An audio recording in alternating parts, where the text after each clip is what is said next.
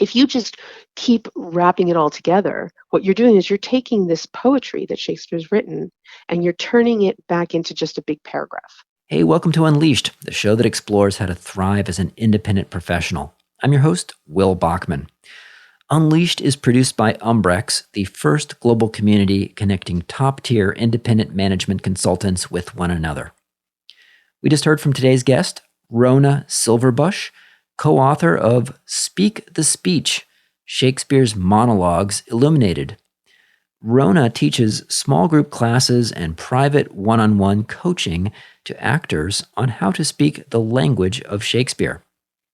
You don't need to be a professional actor to work with Rhona. Some of her students are members of the regular public who just want to get a better appreciation of the plays. And there's no better way to do that than reading the plays aloud in a group. She periodically hosts a play reading circle in New York City. And if you're interested to learn more, check out her website, rhonasilverbush.com, and that link is in the show notes.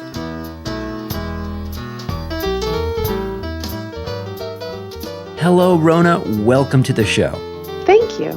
It's great to be here.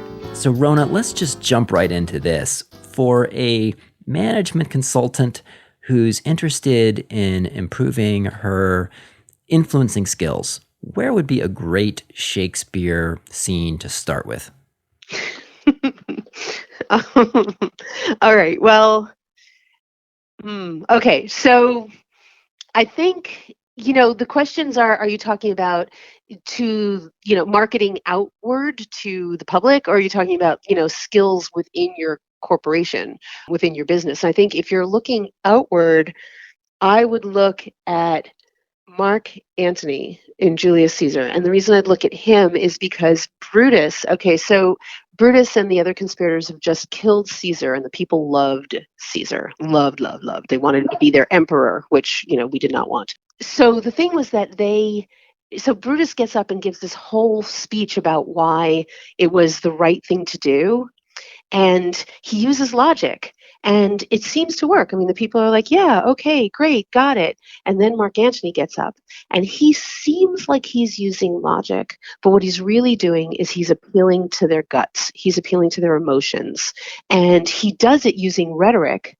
And the rhetoric, sort of talks them into these like pretzels and gets them to think that they're being spoken to with logic. But really what he's doing through these rhetorical devices that he uses, that Shakespeare's so great at, is he's really just, sucker punching them and dealing entirely on an emotional level. And they think they've been, given logic, and they are completely swept away by what he says.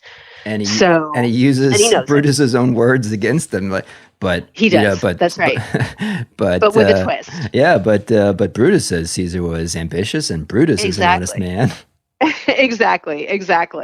And people have, by the end of it, they want to rip Brutus's, head from his shoulders. And so, it's very interesting how at the end of the day, we really are governed by our emotions, and marketers know that, and they can really look to, that's just one example in Shakespeare where he's using rhetoric to really just sway people emotionally. So that's that. But if you're looking in-house, if you're trying to be an effective CEO or even just project manager or whatever, I think you can look at Henry V. Well, I think I would look at Henry V. I mean, he understood that you need to be working with whomever you're working with, and that one tactic is effective in the boardroom, and another tactic is effective, say on the trading floor or on the factory floor, and so he was really great. He spent a lot of time before he became king being in the slums of Eastcheap and, hanging out in taverns, and he was hanging out with highway robbers and, petty pickpockets and, prostitutes, sex workers, and all of that. And then when he became king, that came in very handy when he was then on the battlefield with those very same people as soldiers, and he knew how to speak with them. But on the other hand, he also did not invite Falstaff, whom he had been hanging with in those very, brothels and slums and stuff. He didn't invite him to be in, his inner chamber. In fact, he banished him. So he knew very well, like, what was needed in the boardroom versus what was needed, you know, out on the floor. Yeah, and Henry's ability to, generate that common bond in that sense that we're in this together. Yep. For he Yep. today that sheds his blood with me shall Shall be be my my brother. brother, be he My never so brother. vile. So That's right. we are brothers. You'll be the brother of the king, and it says And it worked. we would not die in that man's company that fears his fellowship to die with us. So, Exactly. He really knew how to bond with them and make them feel that he was there with them and that he understood them and he was one of them. But at the end of the day, he also knew what he needed to do in the like inner council chambers and who should be there. And it was not the same. and It was interesting. and I also love that Henry V almost does a little bit of mystery shopping. We could think about it as going out and getting Yeah. voice of the customer. So Yeah. he Yeah, goes out, yeah, wearing that disguises cloak, and they himself, don't. right? Yep, and they didn't know that he was the king, and he's just getting random samples of, feedback. He's getting, anonymous, Amazon reviews. Yeah. The importance of going to literally the front line to hear what your Yes, it customers are was saying. literally. Exactly, and getting that feedback, and they were saying some things that he could have like considered treasonous, and he's like, "Oh, very interesting. Okay, got it. Note to self. Note to self. Yeah." All right. And took it to heart, and used it. He respected it. So Absolutely. so let's talk a little bit about your practice, Rhona. You are the author of Speak the Speech, Shakespeare's Monologues Illuminated, an actor's toolkit. You and I'm a Sammy Plotkin, co-author a with co-author, Sammy Plotkin. along with Yes, Sammy Plotkin. the And amazing you Sammy have Plotkin. a pretty cool practice here in New York City. Tell us a little bit about what you do. It is. I feel sheepish, getting paid for it. It's so good. I coach actors. I coach not just actors. I do coach professional actors in all of acting, but primarily Shakespeare. I also coach students of acting. I coach wannabe students of acting, who want to audition for, acting departments in university or grad school. I coach people who are not actors but have always wanted to understand Shakespeare. And that also branches into just people who want to do better at public speaking and feeling more comfortable with public speaking. So that's a natural outgrowth of this. So really, it goes from just the layperson all the way through to people who act in Shakespeare on Broadway and everything in between. All right. So, there's one, part of it obviously is, kind of moving your body around on stage and so forth. But in terms of actually speaking the words, tell us a little bit about maybe the different classes, the different levels you offer, or the kind of content that you Yeah. help people with. So people are very daunted by Shakespeare, and unfortunately, I fear that it's made to seem daunting back when we're really young and we're studying it in school. And the fact is, yes, everybody has to look up the words because we don't use the same words, and even some of the grammatical structure is different. It's not old English, it's early modern English. It is the beginnings of the English that we speak today, but it's morphed so much that it's very hard to recognize. So there is, that element of discomfort around not understanding it. But once you do actually just look up what the words are, which I help with, it becomes easier for actors to act. I had these two students from, one was from Colombia and one was from Puerto Rico, and they were studying with me. And they were really, really, really scared. And I said, it's going to wind up being easier for you, I think, in some ways, because Spanish is inherently very poetic. And you're going to find that once you've looked up the words, you're very comfortable with it. And they did find that. And one of them said to me, you know, I've been acting, and you've seen this guy in every like after school special, and he's always on Law and Order, and whatever. He just works constantly, and he said I've been acting for 2 decades now, and he said, but I feel like it's like I've been driving for 2 decades, but suddenly somebody handed me the keys to a Porsche. Mm, mm. And I said, I think Shakespeare would love that metaphor, or simile. So what I do is I help people become at ease with this and help them see that it really is ultimately fantastic and so much fun and in many ways easier than when you're acting the words of somebody who's just a lesser playwright and hasn't given you as much and done as much of your work for you as he has. So in terms of like the structure of your portfolio of activities, it sounds like you offer some group classes and Group classes and private instruction. private instruction. And Yeah. like, do you ever get called in by sort of a, you know, like a Production. production to Yep. coach folks or? Yep, I Uh-huh. have. And I also get calls from just the people that are about to commence, you know, working on a project just individually who say, I want to come in, really grounded. Can we work a little bit? And I'll say, sure. So, yeah. And there are also people who, just using the book, have said to me, people who are, darlings of Broadway Shakespeare, beloved by the New York Times reviewers who say they never start a new role without going to my book first. Wow. And very often they'll also give me a call, which I just love. And then they'll give me a call and also say, can we just set up a couple of times? And I'll say, sure. So it So, could be that. But then it could also just be a student who really, a high school student who's applying to, college conservatory programs and needs to get their monologues in shape. all right, cool. Well, let's get into Everything. some examples. Maybe you could Sure. pick a monologue or two or three and walk through and kind of give us a little bit of a lesson and some of the things that you'd be pointing out to one of your students. Okay, sure. So one of the things that I'm all about helping you see that it's actually easy, right? So one of the things that happens is that no matter what the person's working on, I always try to really put it in, and you see this in the book as well, Sammy and I, put the stuff into very colloquial conversational tones to show you that that's actually how he was writing for the times in many ways. It's just that they spoke the same way that he was writing, so it was easier for them. And Shakespeare is hilarious as well, and that's something that you just can't take out of what he's doing, and that makes it so accessible once you're clued into that.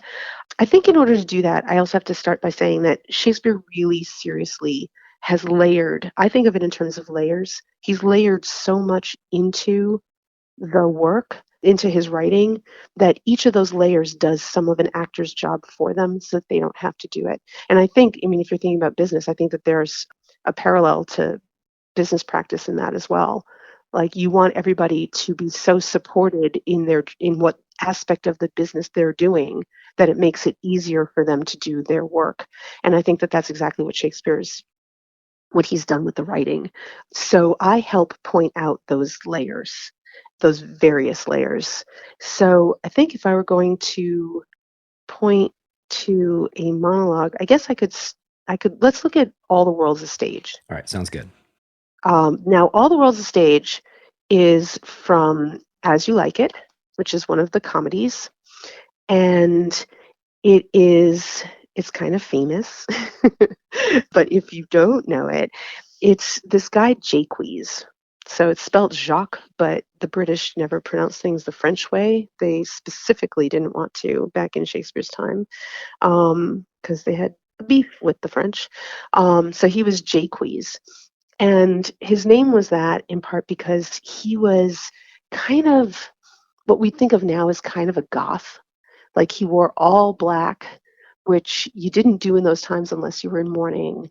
And I mean, like nowadays, he'd probably have black nail polish and black lipstick, and lots of piercings and tats. And there are references to the fact that he had been to the continent where he studied how to be disaffected and miserable and was putting that on as an affect. So that's his demeanor. But he was also very entertaining and he did his best, not one-on-one in conversations, but in getting up in front of the crowd.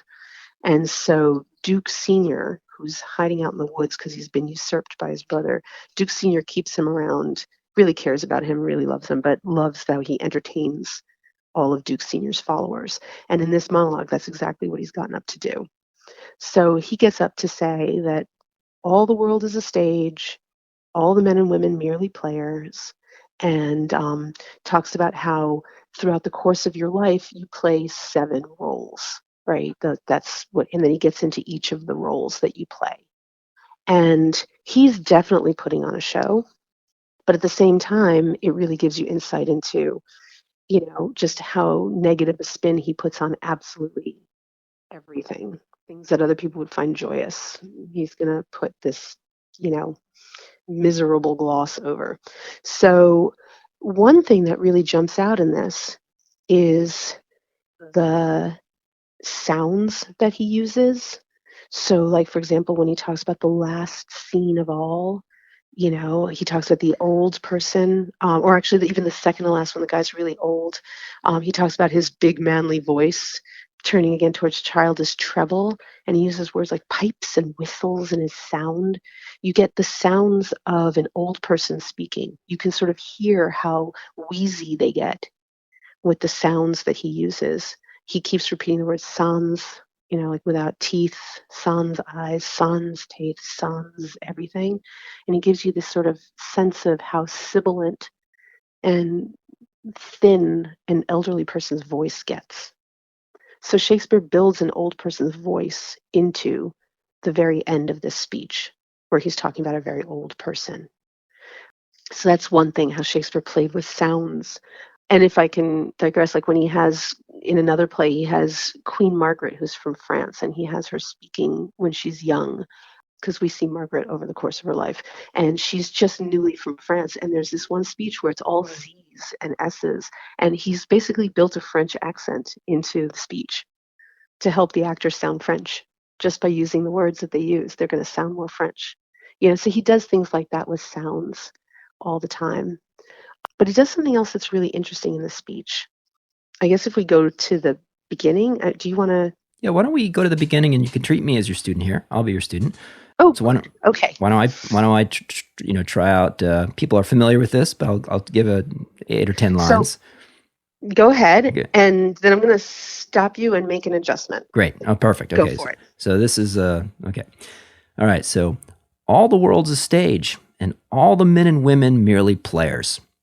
They have their exits and their entrances, and one man in his time plays many parts, his acts being 7 ages.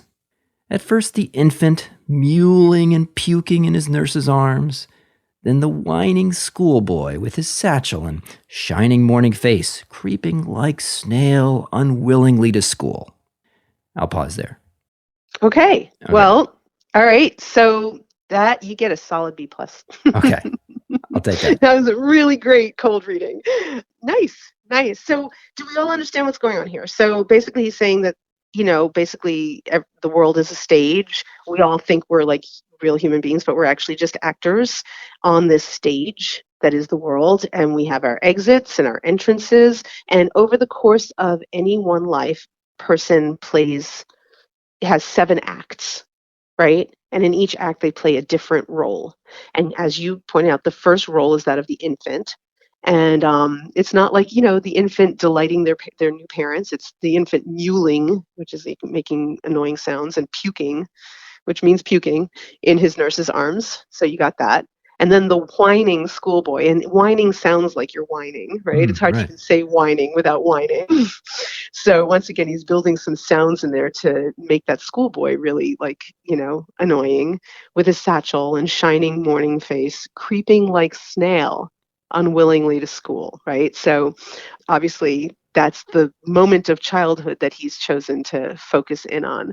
Now, here's an interesting thing. So Shakespeare wrote in, you remember the dreaded iambic pentameter? Sure. Da-dum, da-dum, da-dum, da-dum, and your teacher made you parse it out and you didn't know why because the teacher never told you why.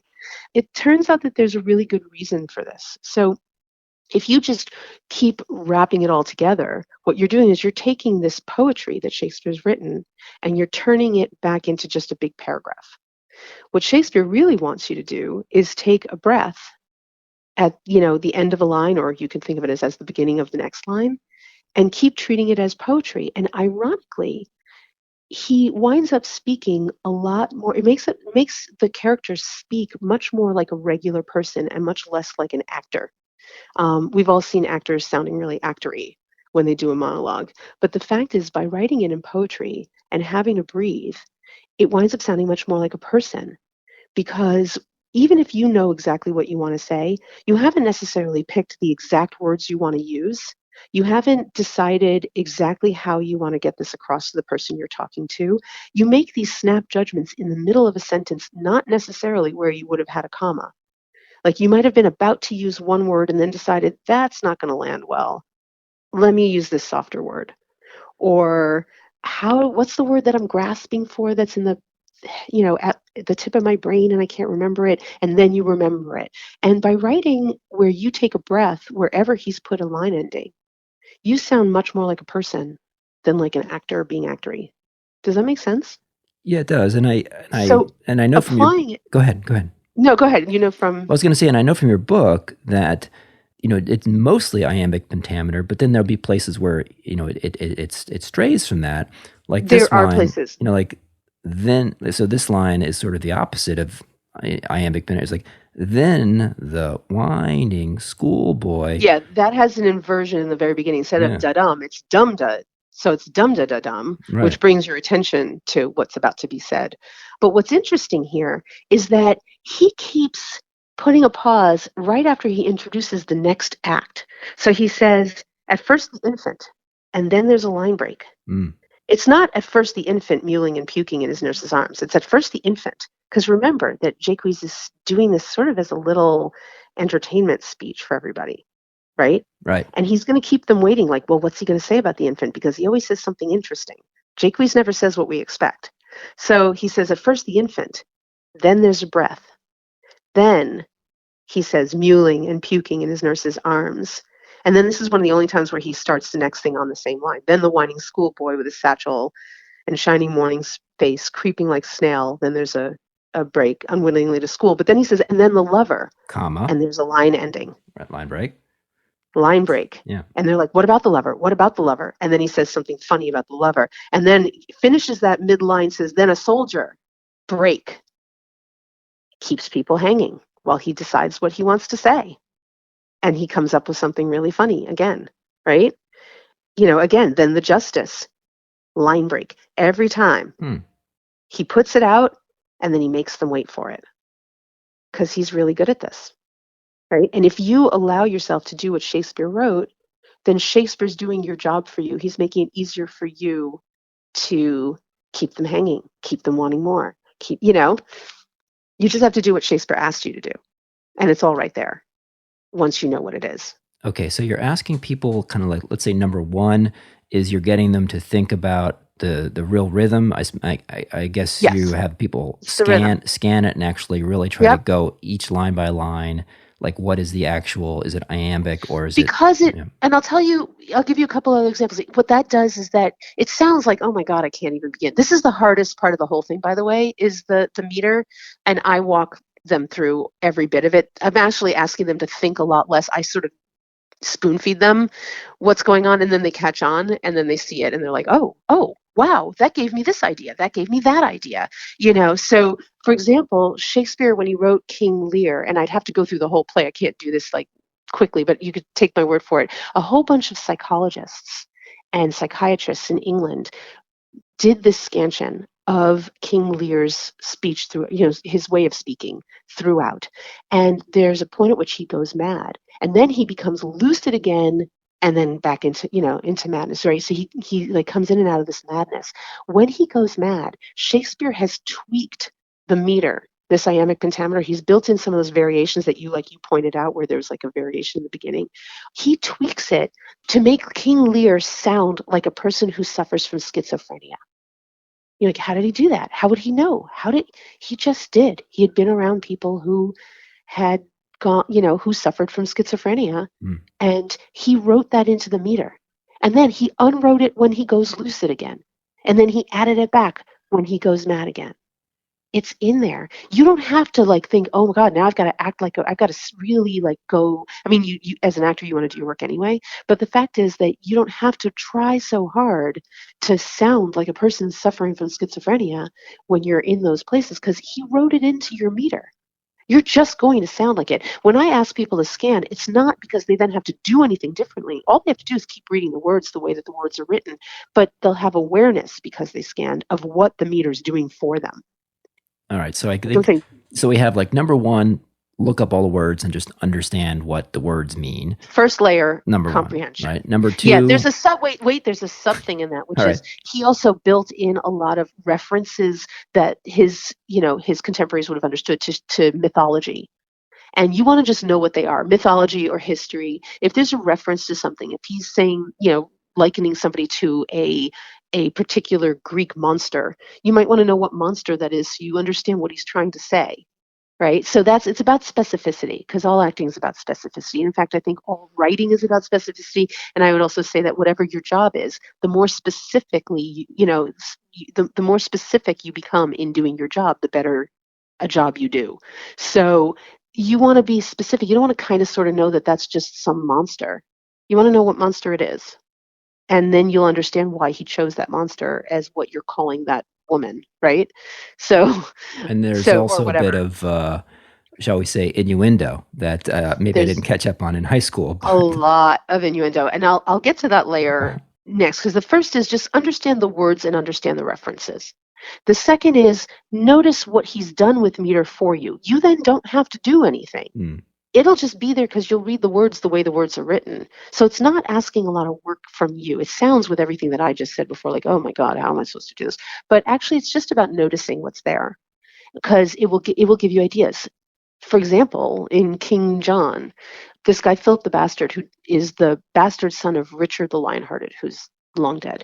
He grew up not knowing that he was the bastard son of the prior king, but he discovers it and he gets invited to be King John, who's current king's right hand man. And at a certain point, it's a long story, but the crown prince of France has picked a fight with King John and brought all his soldiers over. But by the time he gets there, there are reasons that King John doesn't want to do this fight anymore and tells him to go home. And he says, "No, I'm not going home." And he's like, pow, pow, pow, I'm gonna kill you all, whatever. And Philip the Bastard just looks at this kid. Then he just says, "By all the blood that ever fury breathed, the youth speaks well." And he goes on this whole thing that is laced with, as you just mentioned, innuendo, laced with all this sexual double entendre of what he's going to do to this kid if the kid doesn't get back on his boat, his cute little boat, and go back to France. Um, but you'd think that it would be full of all these like powerful metrical, devices that Shakespeare layers in when he really wants to like punch back with your words. It's not. It is so even that it's remarkably even. It's more even than Shakespeare normally even is. And you realize all of a sudden, if you do it the way it's written, you're going to sound like Anthony Hopkins in Silence of the Lambs. You're going to sound like, Christopher Walken when he's calmly explaining how he's going to dismember you. Like, it's terrifying. It becomes way more effective if you don't punch back Hmm. while you're saying these words. Shakespeare asks you to do that if you notice it. It gives you so many ideas for how to be way scarier with these words than what a young actor would do, which is they would punch back. Don't punch back. And the meter's giving you those ideas. So when you notice it, it just tells you what to do and it gives you all these great ideas. So that's meter. The next thing is I started to hearken to sounds because Shakespeare used a lot of sounds and he could because he was making up words. So, the language was very new. This is, early modern English, and we were missing a lot of words for things. So he just supplied them. And while he was at it, he figured the sounds should support what he was saying. So he made up a ton of words that have the right sound for what he was trying to say. And he also chose, when he was writing, he also chose words that already existed that furthered that. So the sounds of the piece help you just communicate what you're trying to communicate. Like I showed you that at the end of the speech, the person just sounds old and frail. Mm. with the word choices. But it can also be like, when Juliet's father is furious because she won't marry the guy he picked. And he says, Mistress Minion, my fingers itch. And he's got all those like eh, eh, sounds and M sounds. It just sounds so, it's, he's so dismissive and disgusted. And like you can feel like he's about to just smack her. Mm. And you hear it in the words. And you don't have to do anything. The words just are. So the sounds do that. And then you get into like all that stuff that your English teacher was all, harping about, like metaphors and similes. And those are pretty fantastic because they give you real insights into the character and into that moment. Um, their presence or their absence. I mean, looking back at, Henry V, as we talked before about him, he said, he tries to woo his, the French princess at the end, and he says, I speak plain soldier. He tries to write poetry and it's terrible. He says, forget this. I speak plain soldier. Again, I can't write poetry. I suck at this. And, take a soldier, and So will you have me? And I'm she's like, okay, I didn't understand any of that anyway, so sure. Because that's what my dad wants me to do anyway. So, okay.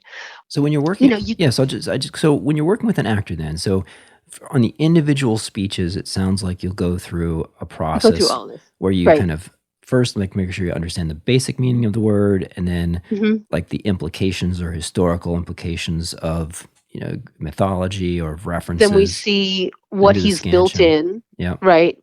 We see what else he's built in to help you do your job so you just can step aside and do less work and go farther, Yeah. achieve more with less, with through the things like yes, the meter and the sounds and the poetic devices like metaphors and other things that are built in there, and also rhetorical devices like word repetition. There's so many different things, the rhetorical devices. And I just point them all out, and then the actor just goes, "Oh my god!" And the actor's brain starts firing. Mm. Wow, that makes me think of this. Wow, that made me think of that. I could make this choice. I could make that choice. They're all so supported by these things that are built in there. Yes. And what's the process look like of working with an actor who's preparing for a role in a Shakespeare play? Do you meet with them like just one time, or is it over a series of weeks? And like, what would they do first? And what's the sort of the typical process look like? I start by meeting with them. It could be meeting with them once. It sort of depends on where they're at in their career and in their life, and in their exposure to Shakespeare. If I'm focusing on Shakespeare, which I usually am, that's usually why they come to me. So I will talk about their concepts of the character, and will point out sort of what the arc of the character is over the course of the play. Where they start and where they end are obviously profoundly different, or there'd be no play, nothing to watch. So we help them see what that arc is like and where they are in each of the moments that they appear on stage throughout that arc, how far along in the changes that the character's going through and their understandings of themselves and the world they are. So there's just sort of stuff like that. But then once we have a sense of that, we start to look at, I am Talmudic about how I approach this. So we start to look for textual support. And that's the stuff that I was talking to you about. Like if it's in the text, it's defensible. They can make whatever choices work for them and their director as long as they're defensible. So I help them using all the stuff that's in what he wrote. I help them come up with lots of ideas, because the idea is that they show up with ideas. And I help them be ready to show up for their rehearsal process with, you know, solid footing and plenty of ideas that they can try. And then it's a collaboration between them and the director as to which ideas, support the director's vision of that production. Mm. So I imagine you might, in some cases, meet with an actor before the person has yet memorized all their lines and kind of do an initial read I prefer through. that. Yeah. I prefer that, to be honest. I know that they're supposed to be off book and ready when they get to rehearsal, but there's a difference between an acting coach and a director. And an acting coach, what I'm doing is helping them plumb the material and understand this person that they're playing in the context of what's going on with them in the play. And when are they driving in a scene? When are they the driver? When are they being driven and having a reaction to that? And helping them again with that specificity so they can always be very specific. And the fact is that Shakespeare gives them the opportunity to be specific, myriad ways with the same lines.